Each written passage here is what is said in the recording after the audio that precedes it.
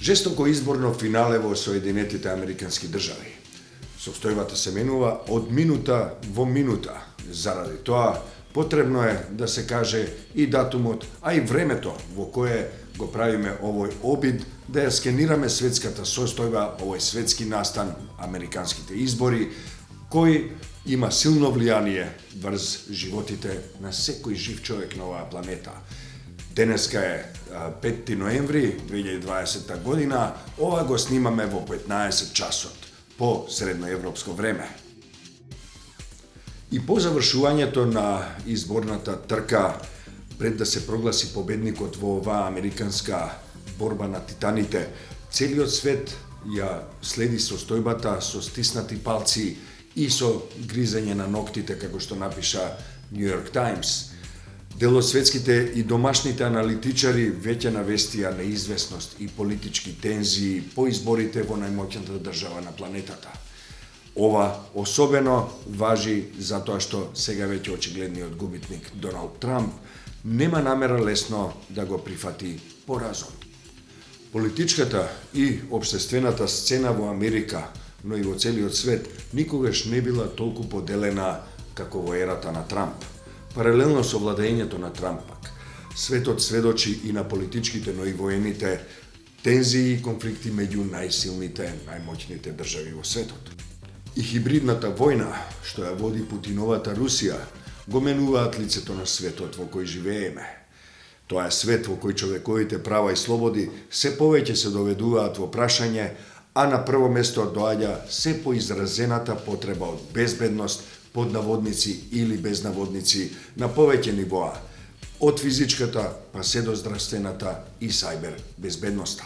Состојбите, настаните и процесите во кои Соединетите Американски држави имаат силно, а често и пресудно влијание, говорат за нови стандарди на водење политика и ја наметнаа потребата од мобилизирање на прогресивниот дел од светот, кој се чини во овој период е во дефанзива, ако не и во повлекување и губење на главните упоришта на демократијата – јавност, медиуми и граѓанско општество. Американските избори оваа година, како ретко кога во децениите по падот на железната завеса, се совпаѓаат со потребата од сериозно и длабоко преиспитување на политиките и практиките на светско ниво. Во Соединетите Американски држави не се бира само нов претседател, туку и нов начин на водење на политиките. Таквиот пресврт ќе има влијание не само во Соединетите Американски држави, туку и на секоја педа од светот. Соединетите Американски држави се светски политички и економски трендсетери. Има многу вистина во изреката дека ако Америка кивне, цел свет ќе настине или ќе падне болен. Иако светот веќе одамна е мултиполарен, сепак општествено-политичките и економските текови во многу нешта зависат од тоа кој е на власт во Соединетите Американски држави и како таа власт, таа личност ја практикува. Светот е длабоко погоден од пандемијата, тероризмот, климатските промени, социјалните, воените, економските кризи, како и од предизвиците кои ги носи технолошкиот напредок. Прогресивниот дел од светот очекува дека демократот Бајден по изборната победа во својата земја ќе биде дел од позитивните промени во водењето политики и на светско ниво.